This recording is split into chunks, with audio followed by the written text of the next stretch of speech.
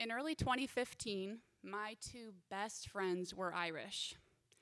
They made me watch Gremlins almost every day, and I was responsible for keeping them alive because they were 2 and 4 years old, and I was their nanny. I was living in Cork, just down the street from them, with my boyfriend who was also American.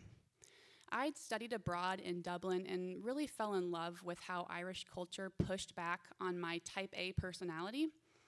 I'm the type of person who makes plans literally years in advance, and when I'm not anxious about how much I have to do, I'm anxious about how little I have to do. In Ireland, you're lucky if a bus shows up on time, or if your shoes last a month in the rain.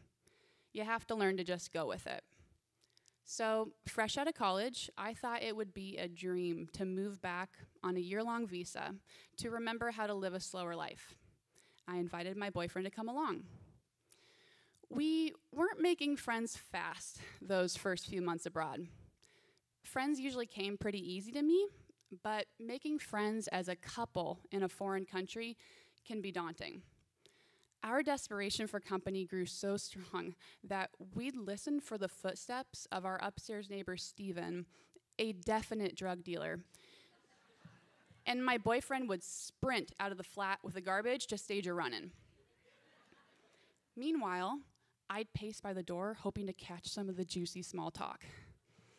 When he'd come in, I'd debrief. How'd it go? Tell me exactly what he said.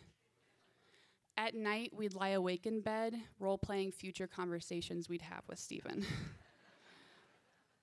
With my boyfriend forgoing any job not related to his graphic design degree, which was all of them, and me playing tea time with toddlers, we didn't have a lot to work with socially.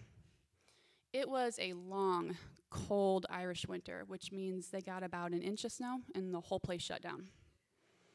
One Friday, early April night, it let up, so we decided to pop into our neighborhood for a drink, maybe meet people. The pub across the street was closed, but the wine bar next door looked warm and welcoming. There were 3 people in the bar. There was a girl working. She looked to be about our age, 22, 23, and 2 very old, very drunk Irishmen. One of the men mutters something like, "Oh, risking it tonight, eh?" And I say, yeah, my go-to when I don't understand someone's accent. The girl tells us she can't get the cash drawer open, so we'll have to pay an exact change. Not a problem for us. She politely overpours. Light bulb. Here we are with a person our age drinking goblets of wine. See where I'm going with this? She tells us her name, and I gotta be honest, I don't remember it. It was one of those Irish names you hear and instantly forget, like Sinead or Siobhan or Neve, maybe.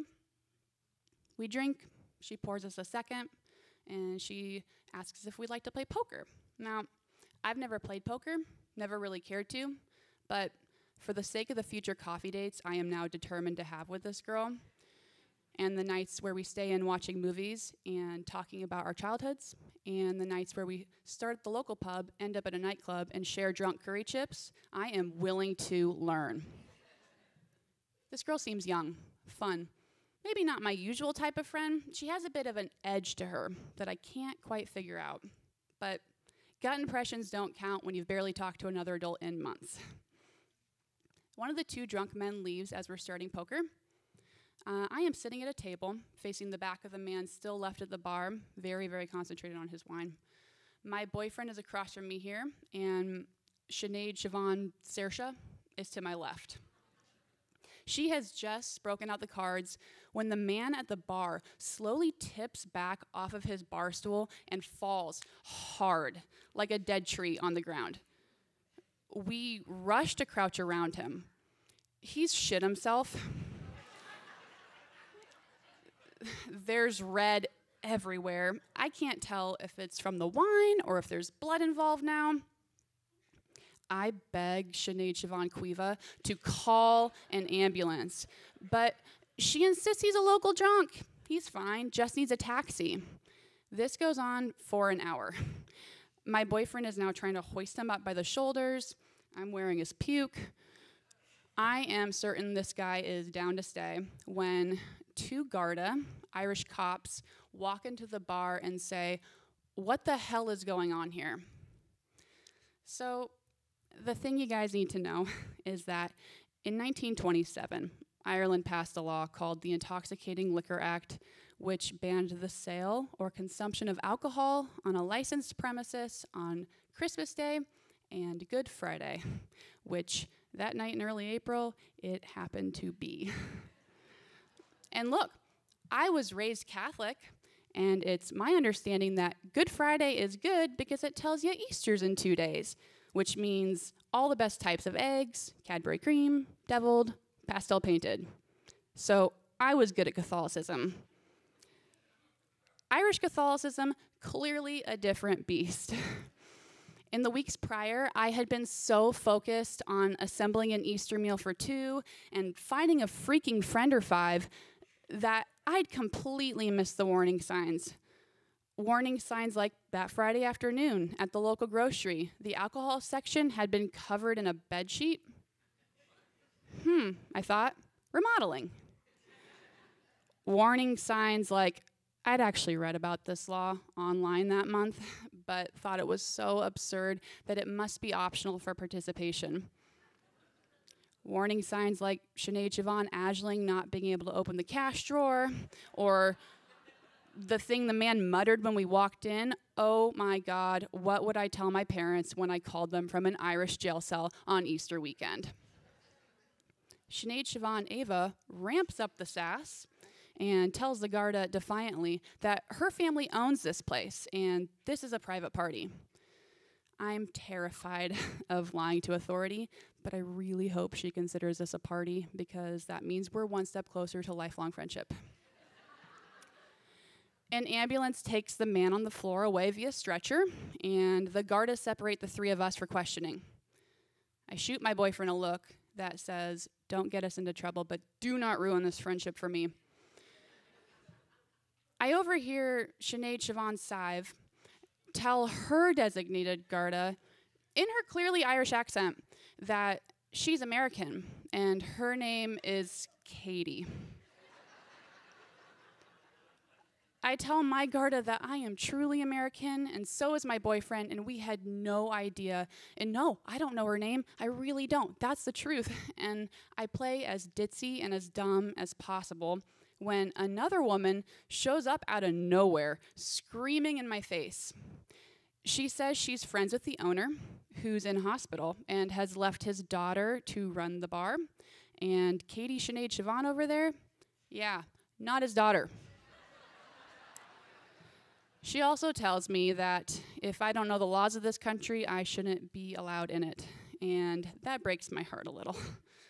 I want to defend myself. I want to apologize profusely, but I am stunned into a drunk silence. A 4th Garda comes in and takes my boyfriend and me outside. She pats us down for marijuana, which we don't have, maybe should have for friendship's sake. She tells us we'll be getting calls about our hearing dates and we can go home. I'm devastated by how this night has turned out, and still, I didn't get Katie Sinead Siobhan's Facebook info or like her phone number or anything. When I get called to my hearing a few weeks later, I have to fess up to my employers, who find the situation hilarious. They take me to the Garda station where I'm just issued a warning. Katie Sinead Siobhan is there too. She almost outright ignores me, except for a devious smirk. And it dawns on me that this is all her fault. Suddenly, I stop pining for her friendship because I'm pissed. I never do find out who she is or why she was there that night. It's rumored she was kitchen staff and had spare keys. A few days before the hearing, my boyfriend and I broke up. There had been warning signs for that too. His refusal to get a meaningless job to support me, as I was supporting him now with 2 jobs, asking him to fulfill my dream of moving here on a whim in a good moment of an already rocky relationship. We drove each other nuts with no friends to vent to and no end in sight. Besides that, I worried endlessly over the impression that I thought I'd left as a bad American. Ireland is in my heritage, and I craved belonging. I was worried that I'd stained the part of my identity that could claim Ireland as my own. I came to realize, though, that my desperation to fit in was causing me to stand out. That night at the bar, I wasn't there to represent all of America. I wasn't there to deliberately disrespect anybody's laws, and I certainly wasn't there to ruin relationships with my parents or my employers. My obsession with fitting in went against the very lesson that drew me to Ireland in the first place. Chill the heck out. In this beautiful country, I could find respite from the frizzy live wires of my anxious type A personality, if I let go. And so I said screw it, and did let go of my boyfriend and of my need to conform. I moved into a little house with 3 strangers from different corners of the world. They became dear friends, and it was the best living situation I've ever had. I befriended Steven, the drug dealer. And I still to this day have no idea how to play poker. In a weird twist of fate, Ireland removed Good Friday from the Intoxicating Liquor Act of 1927 just this year, effective last Friday, March 30th. So, the next time you're vacationing on the Emerald Isle for Easter holiday, step into a pub, talk to a local, and raise a pint for me. Thank you.